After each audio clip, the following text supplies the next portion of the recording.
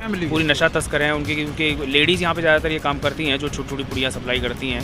तो उसमें उनकी सिस्टर भी हैं, उनके हस्बैंड भी हैं, वही सप्लायर भी हैं, पीछे से माल लेकर के आते हैं और आगे पूरा उनका नेटवर्क बना हुआ है। तो ऐसे लोगों के खिलाफ पूरी तरह से कार्रवाई। एसपी हांसी श्री मकसूद अहमद आज नाकों पे पहुंचे और सीलिंग प्लान के तहत 36 नाकों के अंदर हांसी सील था। उन्होंने पत्रकारों से बातचीत करते हुए कहा कि हमारा मकसद हांसी को अपराध मुक्त करना और नशा मुक्त करना है। सीलिंग प्लान के तहत अक्सर हमारे पुलिस अधीक्षक नाकों पे जाकर स्वयं यानी कि चेकिंग करते हैं वहाँ पर और सबको स्ट्रीमलाइन भी करते हैं। 36 नाकों के बीच में घिरा हुआ हांसी शहर और ये सीलिंग प्लान का एक हिस्सा है। यहाँ क्राइम भी कंट्रोल होता है। सर, आज 7 चुंगी पे खड़े हैं आप और विभिन्न नाकों के आप स्वयं जाके फील्ड में जब उतर के चेकिंग करते हैं। जी, किस तरह का क्राइम मिलता है सर आपको? देखिए, इसमें हमारा यही रहता है कि भाई कोई भी अगर सस्पेक्टेड व्हीकल है तो हम व्हीकल को चेकिंग करते हैं। व्हीकल में भी है कि हमारे ये खासतौर पे ध्यान रहता है कि फैमिली वाले लोगों को या बिल्कुल आम इंसान जो है इनको बिना उसके ज़रूरत के परेशान ना किया जाए। लेकिन कोई भी अगर व्हीकल है जिसमें लगता है कि कुछ सस्पेक्टेड हो सकता है तो उनकी गाड़ियों की चेकिंग की जाती है।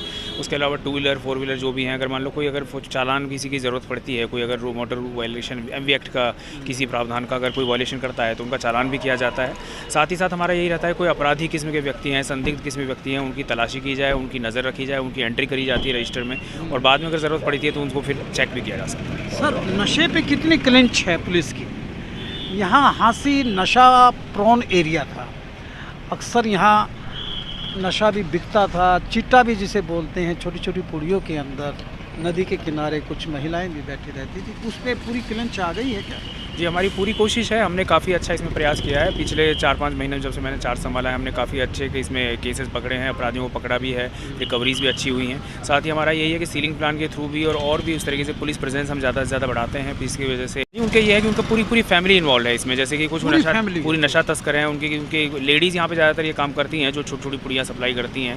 तो उसमें उनकी सिस्टर भी हैं, उनके हस्बैंड भी हैं, वही सप्लायर भी हैं, पीछे से माल लेकर के आते हैं और आगे पूरा उनका नेटवर्क बना हुआ है। तो ऐसे लोगों के खिलाफ पूरी तरह से कार्रवाई कर रहे हैं। आपके कॉग्निजेंस में और संज्ञान में कुछ में ऐसे डेब्रिश हो चुके ऐसी बिल्डिंग्स हैं, जैसे पुरानी कचहरी, पिछले दिनों एक नशे का एडिक्टेड वहाँ मृत पाया गया।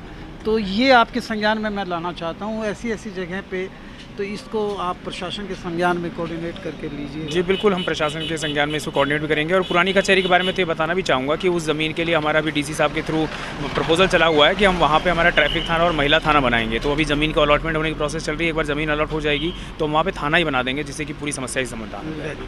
सर, ये एक्सीडेंट प्रोन एरिया है, जैसे सिसाए फ्लाईओवर पे, बरवाला फ्लाईओवर पे कभी गाड़ी पलट जाती हैं, स्किड कर जाती हैं, गाड़ी पलट जाती हैं, कुछ घायल हो जाते हैं, हेड एंड कॉलिजन भी होता है और वहाँ कैजुअलिटीज़ होती है। इससे कैसे कंट्रोल पाए?